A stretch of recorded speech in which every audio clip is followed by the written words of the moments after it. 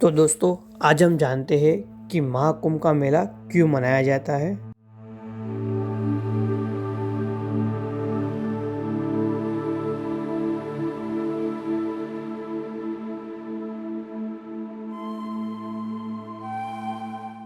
कुंभ मेला दुनिया का सबसे बड़ा और प्राचीन त्योहार है जो धार्मिक और सांस्कृतिक महत्व रखता है। ये जो त्योहार है वो हर 12 साल में 4 पवित्र स्थानों पर होता है। पहला है प्रयागराज मतलब इलाहाबाद, हरिद्वार, उज्जैन और नासिक के अंदर। महाकुंभ जो 12 साल में एक बार होता है, सबसे महत्वपूर्ण है ये। तो आगे हम जानते हैं कि कुंभ मेला की शुरुआत कैसे हुई। कुंभ मेला की शुरुआत एक प्राचीन कहानी से जुड़ी हुई है। मैं आपको कहानी बताता हूँ। कहानी क्या है?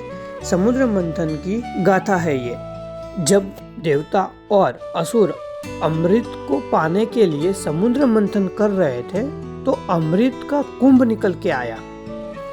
असुर और देवताओं के बीच अमृत को लेके लड़ाई हुई।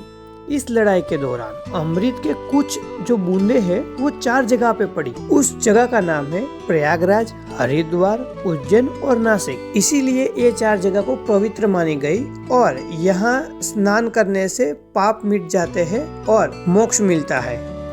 इस तरह कुंभ मेले की शुरुआत हुई, परंपरा की शुरुआत हुई। तो अभी हम जानते हैं कि कुंभ मेला कैसे शुरू होता है। कुंभ मेला की तारीख ज्योतिषों के द्वारा ग्रहों और नक्षत्रों के आधार पर निर्धारित होती है। जब सूर्य और गुरु कुछ खास राशि में होते हैं तब महाकुंभ का मेला होता है।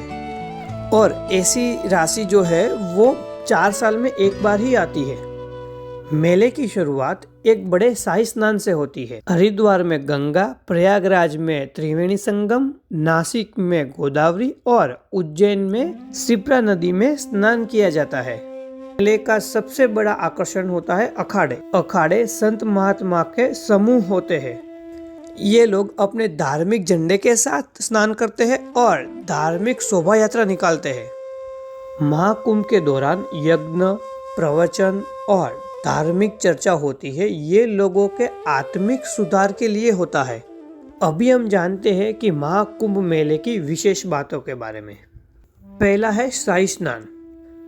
सबसे बड़ा आकर्षण शाही स्नान होता है जिसमें अखाड़ों के साधु और महात्मा संतों के साथ स्नान करते हैं। दूसरा है भोजन और सेवा के बारे में। मेले के दौरान बड़े बड़े लंगर लगाए जाते हैं और सेवा शिविर का आयोजन किया जाता है ताकि किसी को तकलीफ ना पड़े, साधु संतों को। और तीसरी बात है कि लोगों की भीड़। दुनिया भर से लोग यहाँ आते हैं जो इससे एक अंतर्राष्ट्रीय त्योहार बनाया जाता है। अभी हम जानते हैं कि कुंभ मेले के शब्दों का अर्थ क्या होता है। कुंभ मतलब घड़ा या विशाल। दूसरा है शाही स्नान। शाही स्नान मतलब राजा के स्नान के जैसा स्नान करना। तीसरा है मोक्ष, जो जीवन के बंधनों से मुक्त होना। चौथा है अखाड़े, उसका मतलब होता है संतों का समूह। अभी हम जानते हैं अखाड़ों के बारे में। अखाड़ों का मतलब जैसे हमने आपको आगे बताया कि संत महात्मा का समूह जो कुंभ मेला में अपने धार्मिक और आध्यात्मिक महत्व के साथ भाग लेते हैं। भारत में ऐसे 13 प्रमुख अखाड़े हैं जो अखिल भारतीय अखाड़े परिषद के अंतर्गत आते हैं। ये अखाड़े अपने धार्मिक परंपरा और शिक्षा का प्रचार करते हैं। तो अभी हम जानते हैं 13 प्रमुख अखाड़े के नाम।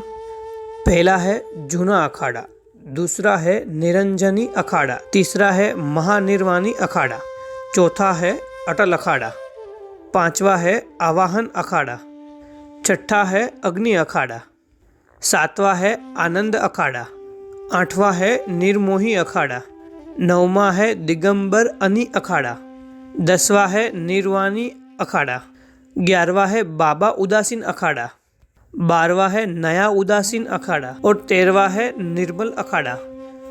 तो दोस्तों, महाकुंभ एक धार्मिक उत्सव है जो 144 साल में एक बार होता है। ये 12 कुंभ मेले की साइकिल कंप्लीट होने के पर मनाया जाता है।